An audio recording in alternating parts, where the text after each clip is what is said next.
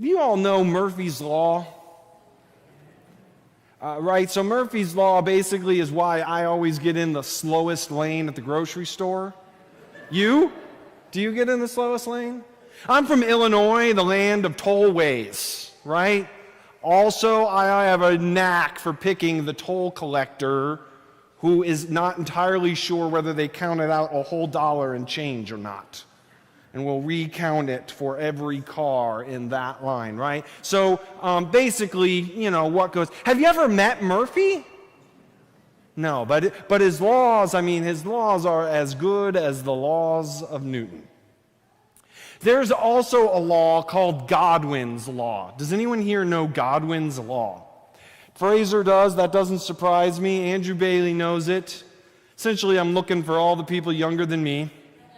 Right? So Godwin's Law is written in law form is that any conversation on the internet, the longer it goes, the more likely someone will bring up the Nazis or Hitler. Right? This from the phenomenon that when we are debating ethics, someone is going to say, yeah, but Hitler, to negate all of the argument up until that point, because very few scenarios deal with Hitler, right? And it's a habit that happens to try to just negate anything in what I'm going to call the messy middle. Because we love for our heroes to wear capes and be really, really good. And we love for our villains to mark themselves as such and be really, really evil. But it's hard when we walk in the everyday of our lives to realize most of us, all of us, except Hitler and Gandhi, live in a messy middle. I don't know if that's all that's going on with Israel's relationship to Solomon. I think there's a lot of variables at play, but at least some of it is their idealized memory of who Solomon was when he took office, and their deeply jaded, hurt, disappointed expectations as he exited office. And so we get these two stories. One that makes Solomon into a humble servant who wanted nothing but God's wisdom to discern right and wrong. And one who, apparently just blames everything on his wife, times 1,000. Though, to keep the record straight, he made the choices he made. And I think about this torn sense of our memories. One of the phenomenons that I am aware of, because my work is very funeral adjacent, is that sometimes we can get in a funeral for a friend and someone gets up and does the eulogy. Have you ever had this happen? Someone gets up and says the eulogy and you're like, who was that person? Because I kind of remember him as a lot more of a jerk than that, right? Or, he had his gifts, but he was kind of hard to live with. That's a lot about our honeymoon periods, right? I am firmly aware most of the time that I have some really annoying quirks. I was watching a movie once and a person leaned over and she goes, I know you don't know you're doing it, but you're shaking the entire row. Because I like run a marathon when I'm sitting in any seat with the wiggling, right? I'll shake the whole car at a stoplight. My family does not get seasick anymore. Training regimens, right? We all have these traits, and initially we love them, and then they wear on us, and then they wear on us, right? But what happens when those things are more serious than simply you're shaking the row in the movie theater? And I think Israel wrestles with this in ways that are cognizant of us because they have this yearning, this deep desire to fall in love with their leaders. You heard that in the text, right? This deep lauding of King David, right? Well, not that long ago, we were reading some King David stories that were less than laudable. But sometimes we choose which memories to hold on to and which to let go of. There is a field of study called within family systems called object relations theory, and it says basically that you form an internal object of your external experiences. So, for instance, Zoe in her infant brain has two moms. Did you know that? You all did too. Good mom, bad mom, right? Good mom answers all the cries instantaneously, right? Baby starts crying, mom discerns hungry, gets Zoe fed right away. Baby thinks the sermon's too long, mom gets her out of worship. You know, good mom does those things for me. Bad mom was taking a shower right when I decided I was hungry. Bad mom laid down after finally getting Zoe to sleep, and Zoe started crying again. And she said, "Really? Ryan?"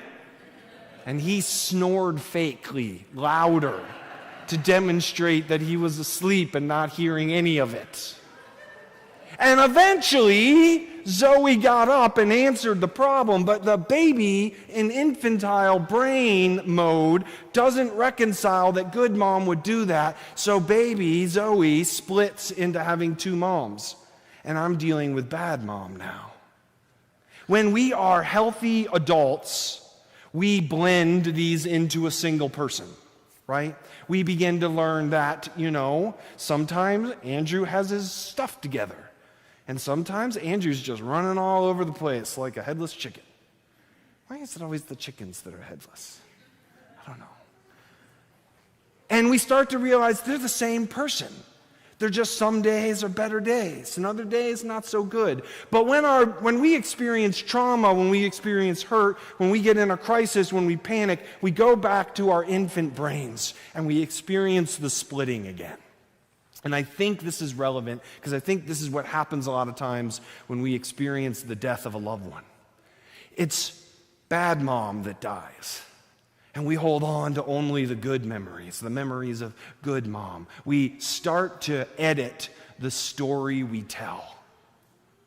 One of my deep loves of the scriptural narrative of the Jews that we inherit, the scriptural story of Jesus and his disciples, the scriptural stories of those first churches who, by the way, martyred their first deacon in 5 chapters, is they didn't edit the text. It is painfully real, right? Even if in 1 Kings 3 we're dealing with good Solomon, and in 1 Kings 11 we're dealing in bad Solomon, no one came around later and said, let's just erase. Let's get a big giant scriptural eraser and clear this part of the story up. In fact, the early church tried to do that and edit out all the things they thought felt about an angry God. It's why we have an established canon to our scripture, so no one could come later and get rid of the stories that are hard to reconcile. The messy middle stories. So why am I telling you this? Why am I reflecting on this in this lens of Solomon? Solomon's not our king. We do not live in ancient Israel, but we live in times that are messy, right? We live with a messy political landscape. We live in a messy social landscape. We live in an age of internet debates ready to bring up Hitler to speak about why all our ethics doesn't work. And I think one of the things that I become painfully aware of is that we are really good, a la today's prayer of confession, appreciating when people offer us that kind of nuance, but we struggle to give other people that same kind of nuance. I want God's grace. I want God to know I'm messy. Whew. I would have no business being up here if God couldn't deal with my messy middles. But I'd really like other people to be less messy. I mean, amen? What does it mean for us to lean in to a world where we acknowledge the messiness of our community partners without letting go of God's yearning for justice? God doesn't say, I'm okay with whatever you do, right? There's a deep yearning in this text for walking faithfully with God. There's a deep yearning in the text for trust and fidelity and for counting on tomorrow being what we hope tomorrow can be. We're not giving up on standards. We're not giving up on bending the arc of the moral universe towards justice. We're not giving up on love, but we have to acknowledge that we're all pretty messy as we lean in to this arc bending. We have to recognize that when we worship our leaders as heroes, they will fall, just as we would. We have to recognize that when we get a group project, sometimes there's a person in the group happy to get you to give them an A. And some days we're that person, because we're all doing our best if we can believe it, if we can trust it. I had this opportunity. I was at a gymnastics tournament, and one of the things, not quite as bad as swimming, kind of close to track, but gymnastics is one of those parent activities where you watch like 45 seconds, and then you wait an hour, and then you watch like 27 seconds, and then you wait an hour, and then you watch like a minute, and then you wait an hour, so on. You get the point, right? And then they give out medals. Oh my gosh, they give out a lot of medals. Right? So you have some spare time, and so I tend to read articles, and sometimes I don't even know how I got to reading these articles. And I was reading this article about a white hat hacker. Does anyone know about the difference between white hat hackers and black hat hackers? It fits in our whole good and evil scenario, right? White hat hackers are people who know how to do bad things, but they choose to do good things with that knowledge. Right? They generally end up working at security companies. I locked my keys in my car. Young folk won't know what this is like. When I was in college and this guy from AAA came, he had that door open in 60 seconds. I was like, it's a really good thing that you're gainfully employed, right? Those are white hat hackers, right? Black hat hackers, on the whole old cowboy white hat, black hat, are the ones that they're trying to stop from stealing your life savings. And I read one about a guy who had come into notoriety for stopping one of the worst medical viruses that happened. I think it was around 2017.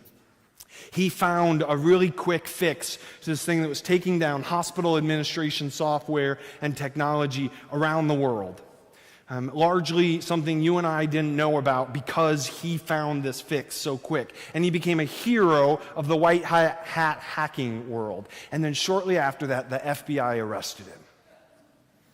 And the whole world of that internet milieu, that dark web inhabiting folks, all were appalled. They were fundraising. I'm sure the GoFundMes were interestingly named, but they were fundraising to get him off. And it was because when he was 18, living in his parents' basement, he took on a challenge to create a software that tunneled through antivirus softwares. And he sold it to a guy. He didn't know what the guy was going to do with it. The guy used it to steal people's money from bank accounts. And that was what the FBI arrested him for. They had never known who he was until his signature matched his efforts to save this moment. He was one of the great villains and one of the great heroes. And I was reading his testimonial, his confession from prison, where he is serving time for something he admits to having done. And a line catches me. Now, he means this partly as his own apologetic and his confession, and he wants you to think well of him, and I get that. But it rings to me as deeply true. He says, there are very few I have come across very few truly evil people in the world. There are people who are not connected to the harm they're causing. In his parents' basement, it was just a Rubik's Cube he figured out how to solve. Now, it's a deep harm he committed and had to admit. No 1,000 wives he got to blame it on. Part of what we do, part of our confessional tradition, is to come weekly and look in the mirror and admit to our messiness, to connect to the consequences of ours and each other's messiness, and then with compassion and empathy, figure out how to live into that messiness in a slightly more loving, slightly more just way. United by the God who loves us without fail and yearns for us to be a little less messy tomorrow. This is the word of the Lord.